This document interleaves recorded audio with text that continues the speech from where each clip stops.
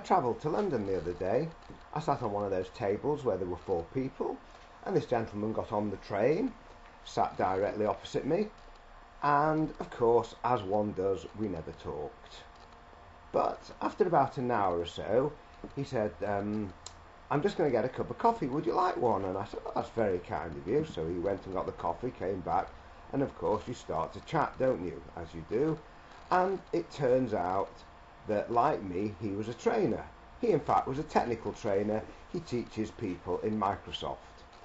And when he asked me what I did, I said I showed people how to network, at which point his whole body language changed. Ooh, I hate networking, he said. I'm a techie. Well, we continued to have a great chat, and then we both found we had something in common. We had problems finding venues in London, and I told him I could help him.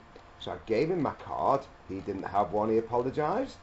And I said if he wrote to me and told me exactly what he would want, I would introduce him to somebody that I thought could be useful. Well, I never thought any more about it. However, 24 hours later, I got a lovely email from this gentleman who's called Andy, and I'm going to introduce him to my contact in London, and hopefully he's going to find some super venues at a sensible price. Now, what's the learning from this? First of all, he followed the first principle of networking. He offered to give a stranger something, i.e. a cup of coffee, and that's what he did. Off he went. Then he was great with his small talk. We had a very interesting conversation. He was a very good listener, and then he did what most networkers don't do. He actually followed up. So, if you think you're not a good networker, you probably are wrong. Just be yourself.